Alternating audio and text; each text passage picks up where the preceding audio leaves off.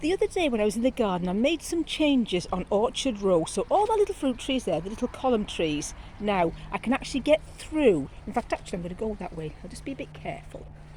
Right, I've put, excuse the shadow, I've put my blueberry in that half tub there. I have another half tub there. They're actually water butts. I've got another one there.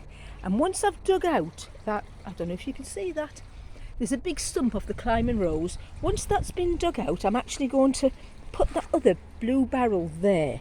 Now, I'm not sure what I'm going to put in it because this is my fruit area. So let's have a little walk through the fruit area. Do forgive me for the shadows. It's not really the great time of day to be doing this.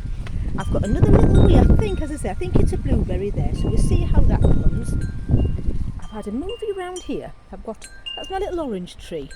I've knocked all the poor little oranges off, but next year I'm going to put that there. I've moved the chimney pot that I use as a mini composter there. Look at these. Hang on, no, we'll go this way first. I've got 2 more butternut squash coming there. I don't think they're going to get very much bigger, but even if I cook them, unripe, I'll use them. They won't go to waste. These must be autumn fruiting raspberries. I didn't realise that when I bought them, but that's not a problem. Right, let's go this way. So we haven't done an update for a while, not a proper around the garden. Got a lovely onion flower there. I'm leaving it because the bees have loved that. And I think they're really beautiful. Once they start to turn to seed pods, well, seed heads, they look amazing. I've got some kale there. Now what I'd done with those is I'd actually left the stump of a kale last year. I cut it down and then a few weeks ago, in amongst some bits and pieces, I saw all these little, can you see them? All the little coloured kale coming off. I thought, oh, well, we'll see if they're transplants. I pulled them off and they've all transplanted quite well. The the round, what do you call them? Courgette. There's a couple more on, and as I said, I'm trying to leave them now. I took loads of leaves off yesterday, so I'm going to leave them until those 2 little courgettes have ripened, and then I'll take them off. I've got parsnips in that tub. I'm really quite pleased with how they've got. I thought I'd put in there. There'll be 2 composting in place tubs there for next year. But look at the strawberries. I've got amazing strawberries all over the place. So I'm going to have a bit of a harvesting. It won't be today. I'm off to play whist this afternoon. There's my fig. Look at my Florence fennel. Aren't they gorgeous? Can you remember when the blackbird was trying to dig them all out? Beautiful. Let me step back here. There's radishes down there. Chinese cabbage, I think. I've put garlic down there, but look at those not Florence fennel, celeriac. They are fab. Some of them are as big as the ones you buy in shops, and I'd actually read somewhere you can't normally get them to grow as big as the ones in shops.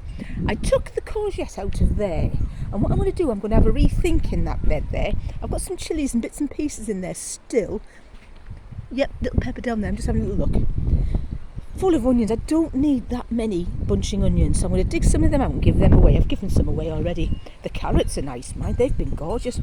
More Florence fennel there. Now we love that in salads. If you've never had Florence fennel, it's got a slight aniseed flavour. Oh, I forgot that one, look at that.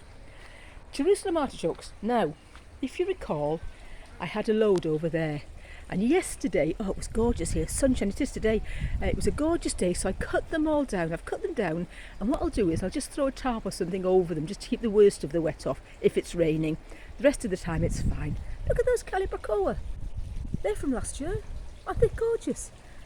Let me see if I can get through here. Let's go this way. I don't normally go across the grass, but that's fine. There we go. And this radish I sowed a couple of weeks back now. I've cut all the hostas back. There, look. They're looking a bit forlorn, but they've all been cut back. The hot lips, salvia hot lips is still looking good. That's looking beautiful. And I'm surprised that this hasn't changed colour. Normally this goes the most fiery red. I don't know if it's going to this year. It looks as if it's drying up. I don't know. Step back. Look at the hedge. I can't believe in 3 years we've gone from sticks to hedge. It's beautiful. Oh, let me see. One sec. Look at the lettuce over here. Aren't they looking good?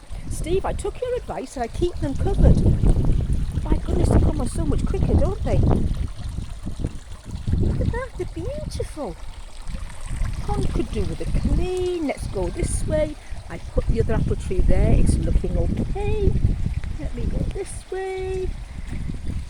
Another butternut squash there. Plenty of dahlias. There's an apple tree there. I think it's an apple or is it a plum? I'm not sure if it's an apple or a plum. I might give that to my friend Jane. She's in the middle of moving house, so if she wants it, I might give her that as a housewarming present, and it can stay in the tub because it's the column type. I've got some cardboard over there. That's to go down underneath when I get some more chip bark. That's to go down there, and I want to sort that. But look, I'm chuffed to bits now with Orchard Road because I can actually get through that way now instead of having to come back up the garden and round. So if you can think of a fruit that might like to be in there, I've already got apples, plums, pears, strawberries, raspberries, blueberries. I've got rhubarb coming. But I don't know, if you can think of something that might grow in that half barrel, half water pot there, I'm going to put it there. It gets the sun most of the day, and most of the day right through the spring. We'll soon be losing the sun off the garden, and then that's when the garden gets really cold and grey, and I don't enjoy being out so much. But look, let's do a go round that way. I love that hedge. I know I bang on and on and on about it. We had a great big dark green pyracantha there. Oh, it was the bane of my life. Hated the blooming thing. Damn nuisance to cut. It used to prickle me to death. I used to cut that when Tony went to the football match. Oh, it was the bane of me blooming life. So I was glad to get rid of it. So that's a little apple tree. We have an apple tree there. I'm going to trade it back a little bit more. Oh, one more, what do you call them? Jerusalem artichoke. But it's all looking canny. I won't finish there because that's a bit bland and boring. Let's go round this way. My leeks all went rusty. I'm not keen on the rusty leeks. They're all right. I'm still eating them, but do you know? I don't know. Got plenty of onions. There's more kale. Look, can you see? Those little ones. I said there was a whole load of them came off of the stalk that I'd left in the ground. So I'm going to have plenty of kale come March, April next year. But it's looking nice. I love this time of year when it's nice and sunny. I can't abide it when it's grey and wet and miserable. But I don't mind. It's not cold today, it's gorgeous today. But I don't mind it even if it is cold, as long as it's nice and bright. Holly's looking nice, isn't it? Might have to zoom in on that.